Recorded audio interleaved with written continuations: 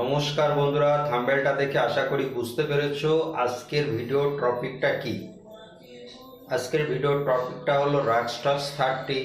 আজকে আমরা জানবো এর উৎপত্তি, এটা কিভাবে কাজ করে, কোন ব্যথায় কাজ করে এবং এর ডোজ সম্পর্কে। তো রাক্সটক্স 30 প্রধানত জয়েন্ট পেন, হাঁটু, মাজা, কোমর এসব ধরনের, কিছু কিছু ক্ষেত্রে জ্বর, সর্দি তেও ব্যবহার হয়। চলুন দেখি রাক্সটক্স 30 উৎপত্তি কিভাবে। রাক্সটক্স 30 প্রধানত উত্তর আমেরিকার এক প্রকার ঘন জঙ্গলে এক প্রকার ঝুপড়ি গাছ পাওয়া যায়। এই ঝুপড়ি গাছের পাতার নির্যাস থেকে রাক্সটক্স 30 উৎপন্ন হয়। দেখুন আমি এখানে লিখে দিয়েছি ঠিক সেরকমটাই। উত্তর আমেরিকার মাঠে জঙ্গলে এক প্রকার ঝুপড়ি গাছ তার পাতার নির্যাস থেকে তৈরি হয়।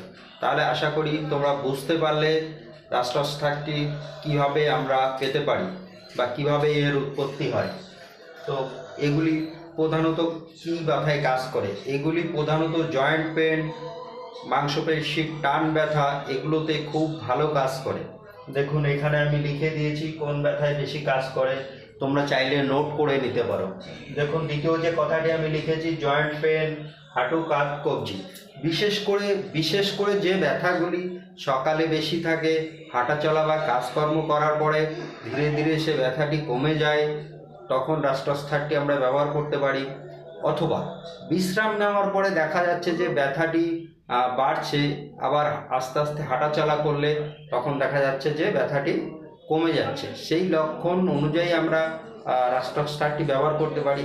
আবার কোনো কোনো ক্ষেত্রে দেখা যাচ্ছে যে মাংসপেশি টানজনিত বা কোনো ভারী কাজকর্ম করতে গিয়ে ব্যথা হলো, বা জলে ভেজার পরে আপনার ঠান্ডা লাগছে, সর্দি লাগছে, সেই ক্ষেত্রেও আমি রাক্সটক্স 30টা ব্যবহার করতে পারি।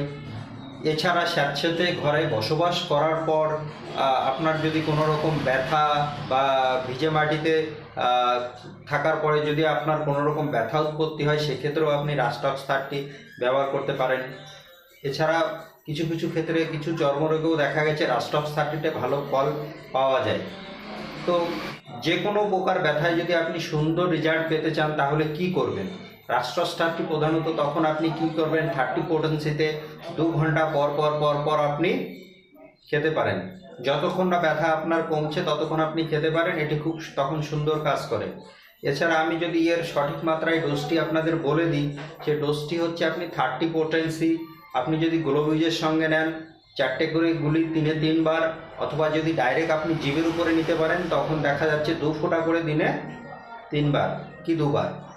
সবসময় একটা কথা মাথায় রাখবেন, হোমিওপ্যাথি চিকিৎসকের পরামর্শ অনুযায়ী ব্যবহার করা উচিত, অথবা ডাক্তারবাবু আপনাকে যেভাবে বলবে সেইভাবে ইউজ করবেন। নিজে থেকে কখনো কোনো ওষুধ ব্যবহার করবেন না, কারণ যখন কোনো ওষুধ আমরা একটি রোগীকে সাজেস্ট করি তখন তার ভিতরে সেই ওষুধের লক্ষণগুলি থাকা দরকার।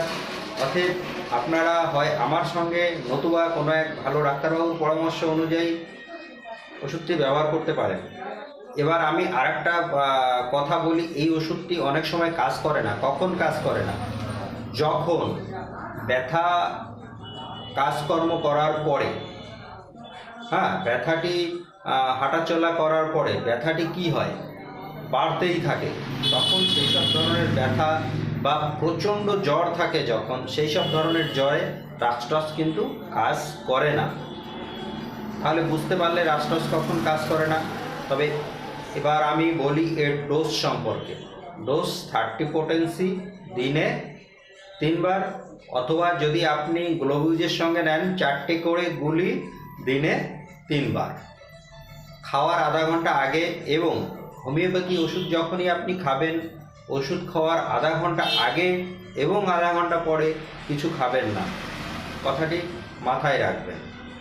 আর আপনারা যদি আমার থেকে চিকিৎসা নিতে চান, নিচে দেওয়া হোয়াটসঅ্যাপ নাম্বারে বা ডেসক্রিপশান বক্সে আমার ফোন নাম্বার দেওয়া থাকবে, সেখান থেকে কল করে যোগাযোগ করে নিতে পারেন। এরকম সুন্দর সুন্দর স্বাস্থ্য টিপস পেতে হলে ফলো করুন ডিআর বাপি হোমিও বাংলা ইউটিউব চ্যানেলটি।